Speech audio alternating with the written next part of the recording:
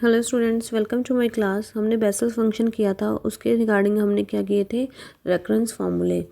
उसकी आज एग्जांपल्स हैं। Show that j3/2x is equals to root of 2/πx sine x/x minus of cos x। और second में हमने शो करना है j ऑफ -3/2। एक बार हमने n की वैल्यू 3/2 पुट करनी है, एक बार n की वैल्यू हमने -3/2 पुट करनी है। ठीक है जी, पहले हम फर्स्ट पार्ट करते हैं। इंपॉर्टेंट पार्ट्स हैं, पक्का से ट्राई कर लेना इनको। हमारे पास जे एन की वैल्यू होती है समेशन के is equals to 0 to infinity -1 raised to power k over k factorial 1/γ n plus k plus 1 into x/2 n plus 2k। Then हमने n की वैल्यू 3/2 पुट कर दी। 3/2 पुट करने के बाद हमारे पास समेशन के is equals to 0 to infinity -1 raised to power k over k factorial gamma of 3/2 plus k plus 1 into x/2 raised to power 3/2 plus 2k।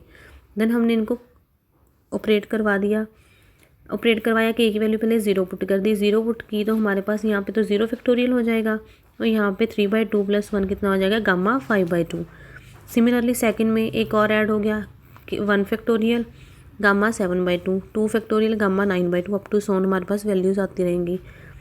इनको खोलने के लिए हमारे पास जो गामा का फंक्शन होता है उनमें 1 सब्ट्रैक्ट होता है।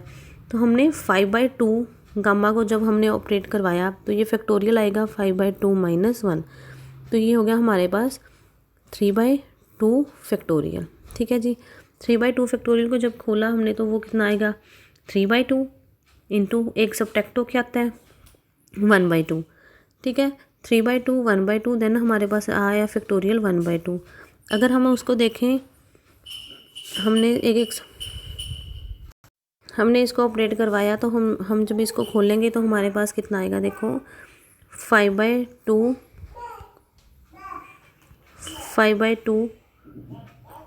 3/2 फैक्टोरियल 3/2 माइनस 1 इंटू हमारे पास जो वैल्यू रहेगी, हमारे पास फैक्टोरियल ऐसे होते हैं। n फैक्टोरियल कितना होता है, n into n-1 into n-2 up to so on. ठीक है जी, फैक्टोरियल में खुलते रहते हैं। सिमिलरली हम इसमें खोलेंगे तो हमारे पास 3/2 माइनस 1 हमने -1 सब्ट्रैक्ट कर लिया। 3/2 इंटू 3/2 माइनस 1 इंटू 3/2 माइनस 2। ठीक है, ऐसे अप टू सोन हमारे पास वैल्यूज़ जानी थी। तो हमने एक वैल्यू को खोल लिया n-1, n-2 वाली को नहीं खोला, तो वो हमारे पास क्या रहेगी, गामा 1/2। ठीक है जी, तो हमारे पास अगर ये वैल्यू आई तो गामा 1/2 की वैल्यू हमारे पास कितनी होती है, पाई की फॉर्म में होती है। तो हम उसको पुट करवा देंगे।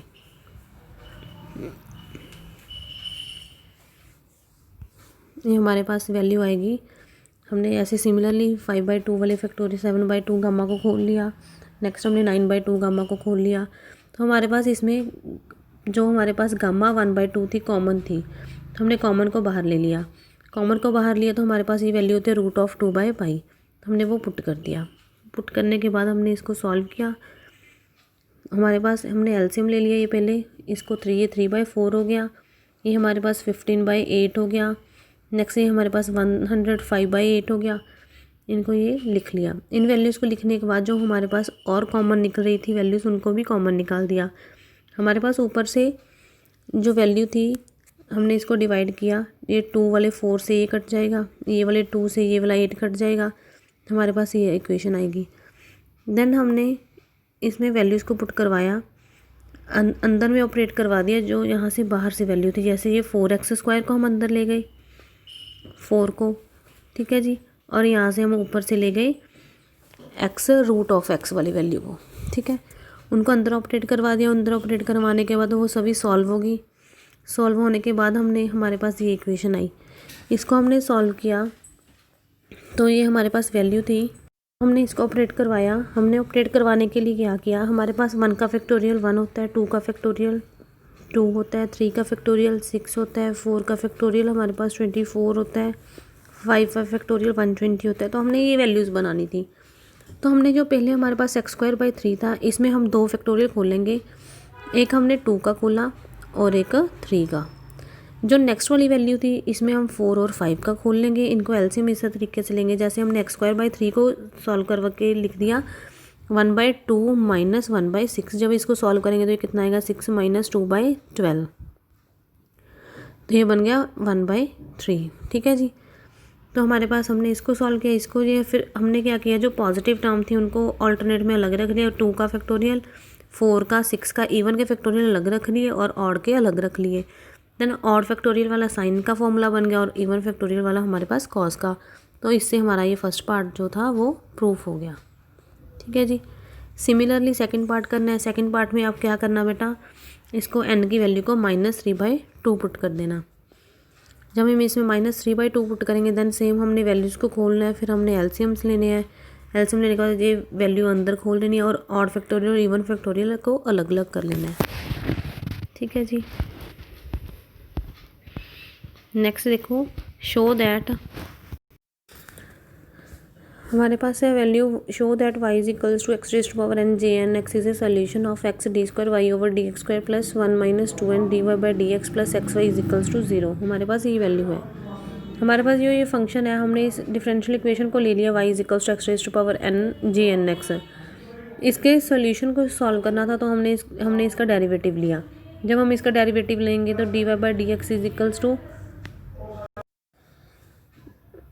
हमारे पास है dy/dx x raised to power n। हमने x raised to power n recurrence formula use किया। इसका जो हमने रेकरेंस फार्मूला कल किए थे तो उसकी ये वैल्यू थी, इसको पुट करवा लिया। देन हमारे पास जो डबल डेरिवेटिव आएगा वो आएगा फंक्शन के वाइज, फर्स्ट फंक्शन ऐसे ही सेकंड का डेरिवेटिव प्लस सेकंड ऐसे ही फर्स्ट का डेरिवेटिव। ठीक है जी। तो हमने लेफ्ट हैंड साइड को सॉल्व करना शुरू किया। जब हमने इसकी वैल्यूज़ को देखा, हमारे पास कितनी थी, x d² y, हमने इसको सॉल्व किया। इसमें हमने क्या किया, डबल डेरिवेटिव की वैल्यू निकाली थी वो पुट कर दी, और जो फर्स्ट डेरिवेटिव की वैल्यू निकाली थी वो पुट कर दी, और जो y की थी वो पुट कर दी। वो पुट करने के बाद हमने इसको ऑपरेट करवाया अंदर से। जब हमने इसको ऑपरेट करवाया तो ये देखो, हमारे पास हमने पहले x into x n x raised to power n plus 1 हो गया। देन इसको इससे ऑपरेट करवाया, एक x raised to power n बच गई हमारे पास। नेक्स्ट हमने इस वैल्यू को अंदर ऑपरेट करवाया तो ये हमारे पास कितनी आएगी, x raised to power n jn x, 1 से ऑपरेट करवाया। देन 2n से ऑपरेट करवाया तो -2n की मल्टीप्लाई हो जाएगी, और ये पीछे सेम n+1 वाली टर्म। ठीक है। तो जो n+1 वाली सेम टर्म से हमने उसको अलग रख लेंगे, x raised to power n first term same.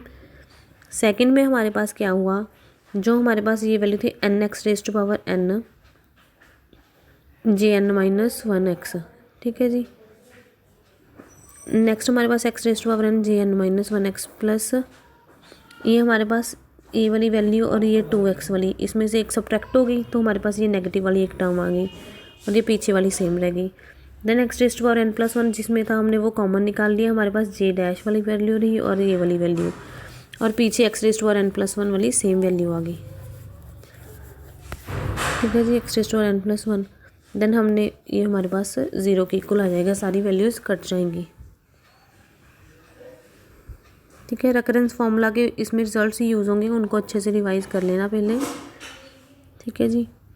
Next हमारे पास example number 3, express j4x in terms of j0 and j1 and express j5 in terms of j0 and j1। पहले हमने क्या किया, हमने जो रेकरेंस फार्मूला था वो लिख लिया jn का। ठीक है। क्योंकि इसमें हमने क्यों लिखा, क्योंकि हमने j4 को j0 और j1 में करना है तो हमें n-1 n+1 कुछ चाहिए होगा। तो jn+1 की वैल्यू हमने लिख लीजिए, कितनी होगी हमारे पास 2n/x jnx minus j(n-1x), n की वैल्यूज पुट कर दो 1 2 3 4, तो ये पीछे पीछे हमारे पास रिजल्ट आते रहेंगे। ठीक है। जो यहाँ से हमारे पास j2 की वैल्यू आई वो इसमें पुट कर दो, j0 और j1 में आंसर बन गया। जो यहाँ से हमारे पास इक्वेशन आएगी j3 की j0 और j1 में आ गई, जो j3 की j0 1 में आ गई वो इसमें पुट कर दो। ठीक है। फिर यहाँ से हमारे पास j4 की वैल्यू भी किस में आ जाएगी, j0 और j1 में। सिमिलरली हम जब j5 निकालना है तो जहाँ से जो j4 की आएगी वो इसमें पुट कर देंगे, तो हमारे पास पीछे पीछे वैल्यूज़ यूज़ करते रहेंगे और रिजल्ट हमारा आता रहेगा। ठीक है जी। नेक्स्ट एग्जांपल आप 4th ट्राई करना, इजी है, कोई डाउट हो तो पूछ लेना। पहले इसके लिए बेटा रेकरेंस फॉर्मूले अच्छे से रिवाइज करना, देन ही इस एक्सरसाइज को करना तो आपको समझ आएगी, अदरवाइज़ आपको ये समझ नहीं आएगी। ठीक है जी। इसकी एग्जांपल्स आप ट्राई कर लेना, अगर कोई डाउट हो तो पूछ लेना। 6th example. ठीक है। यहाँ तक हमारी थी examples. Thank you students, bye.